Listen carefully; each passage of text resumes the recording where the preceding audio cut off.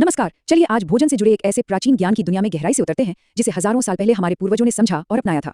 आजकल की भागदौड़ भरी जिंदगी में हमारा सारा ध्यान इस पर होता है कि क्या खाना चाहिए, कौन सा सुपरफूड अच्छा है, किसमें कितना प्रोटीन है। लेकिन हम उस सवाल को तो जैसे भूल ही गए हैं जो शायद इससे भी ज्यादा जरूरी है कि भोजन कैसे किया जाना चाहिए। यही वो समझ है जो हमारे खाने के अनुभव को और हमारी सेहत को पूरी तरह से बदल सकती है। अक्सर ऐसा होता है ना कि बहुत सोच समझकर कोई हेल्दी चीज खाने के बाद भी शरीर में वो ताजगी या ऊर्जा महसूस नहीं होती जिसकी हम उम्मीद करते हैं, बल्कि कभी-कभी तो भारीपन या बेचैनी सी लगने लगती है। आखिर ऐसा होता क्यों है? देखिए, इसका जवाब उन गहरे सिद्धांतों में छिपा है जिन्हें हम आज की तेज रफ्तार जिंदगी में कहीं पीछे छोड़ आए हैं। आज हम इन्हीं सिद्धांतों को समझेंगे और ये स्वास्थ्य को देखने का नजरिया पूरी तरह बदल सकता है। हम ये जानेंगे कि कैसे खाया गया भोजन सच में शरीर का पोषण करे, मन को शांत रखे और जीवन में सही ऊर्जा भर दे। चलिए तो इस सफर के पहले और सबसे बुनियादी स्तंभ से शुरुआत करते हैं, यानी हमारा मन और हमारा वातावरण। प्राचीन भारतीय परंपरा में भोजन को सिर्फ पेट भरने का एक जरिया नहीं माना गया, नहीं, इसे एक यज्ञ, एक पूजा का दर्जा दिया गया है।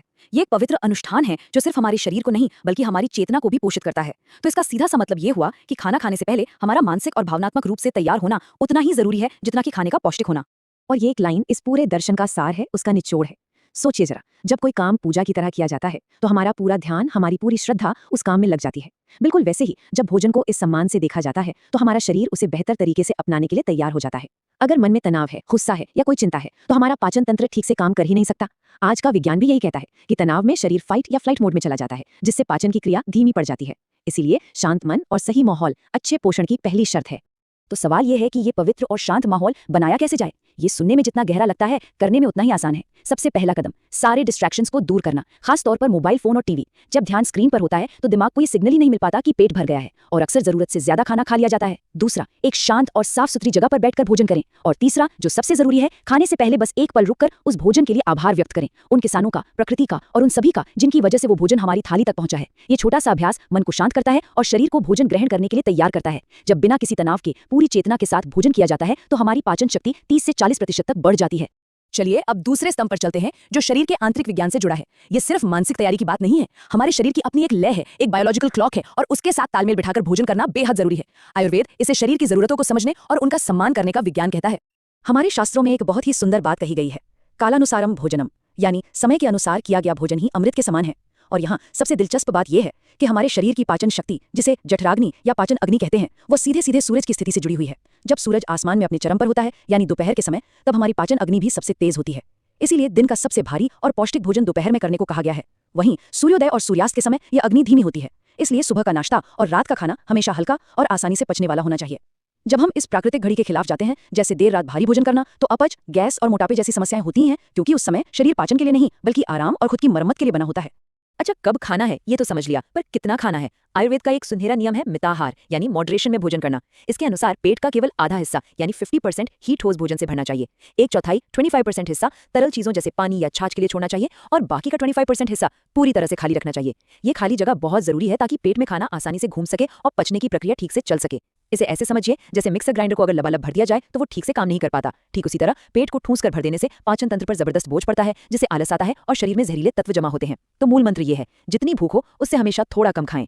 अब हम अपने आखिरी और शायद सबसे गहरे स्तंभ पर आते हैं, अन्न का सार, यानी भोजन की अपनी प्रकृति। ये सिद्धांत इस बात पर जोर देता है कि हम जो खाते हैं वो सिर्फ हमारे शरीर को कैलोरी या न्यूट्रिएंट्स नहीं देता, बल्कि वो हमारे मन, हमारे विचारों और हमारी भावनाओं को भी बनाता है।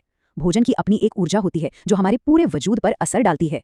हमारे ग्रंथों में बताया गया है कि आदर्श भोजन कैसा होना चाहिए। सबसे पहले भोजन ताज़ा बना हो, क्योंकि ताज़े भोजन में प्राण ऊर्जा सबसे ज्यादा होती है। वो हल्का गर्म हो, क्योंकि गर्म भोजन पाचन अग्नि को बढ़ाता है और पचाने में आसान होता है। भोजन सात्विक हो, यानी शुद्ध, प्राकृतिक और सकारात्मक ऊर्जा से भरा हुआ। साथ ही वो आसानी से पचने वाला और संतुलित होना चाहिए। और संतुलन का मतलब है कि थाली में सभी 6 रस मौजूद हों, मीठा, खट्टा, नमकीन, कड़वा, तीखा और कसेला। आज का विज्ञान भी तो यही कहता है कि अपनी प्लेट में इंद्रधनुष के सारे रंग शामिल करो ताकि शरीर को सभी जरूरी पोषक तत्व मिल सकें। ये एक बहुत ही शक्तिशाली विचार है कि भोजन सीधे सीधे हमारी मानसिक स्थिति को बनाता है।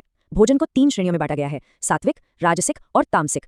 सात्विक भोजन जैसे ताजे फल, सब्जियां, अनाज, घी, ये शरीर में हल्कापन और मन में शांति, स्पष्टता और स्थिरता लाते हैं। इनसे ऊर्जावान और पॉजिटिव महसूस होता है।